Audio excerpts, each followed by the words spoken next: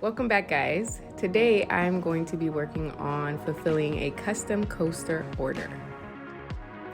This customer was inspired by some Brewster-made coasters that I had made for my family, using white as the background and clear resin, and then using the initials of their last name or full name on top of that background.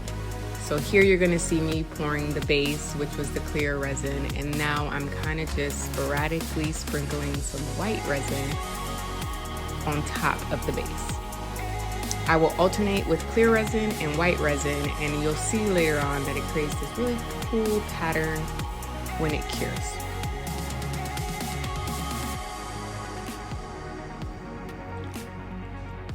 Once I finish with all the layers, I like to spray my coasters with alcohol to help with the air bubbles that resin kind of creates as it settles.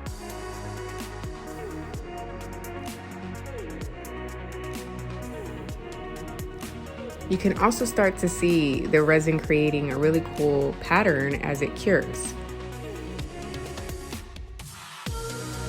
All right, so now I've already cut out their names and initials and got the design approved by the client and cut it out on my Cricut, and now I put it on the coaster once it's hardened.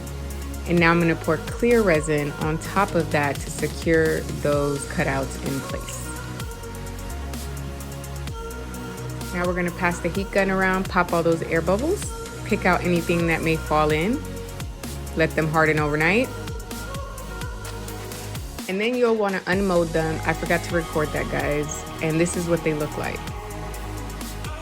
Then from there, the customer wanted a gold trim, so I went ahead and trimmed them, cleaned them off. I also sanded them down. You don't see that here, but I did do that behind the scenes.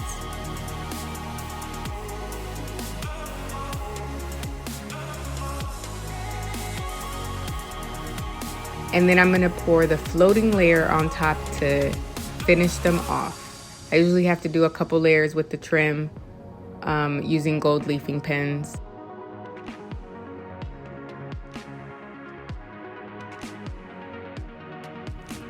You'll see me here move the resin right to the edge to make sure that it completely covers the coaster. It creates this really cool like beveled effect when they harden, which you can't get exactly while they're still in the mold. So this is why we do it at the end, and it's called the floating layer.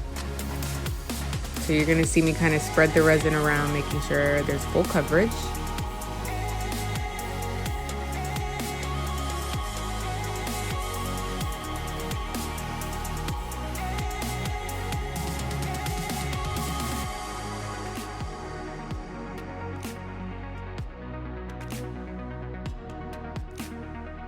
One of the final steps is to then pass the torch on top of the coasters, again to pop all the air bubbles. The torch is easier to use when you don't have a mold attached because you don't risk ruining the mold.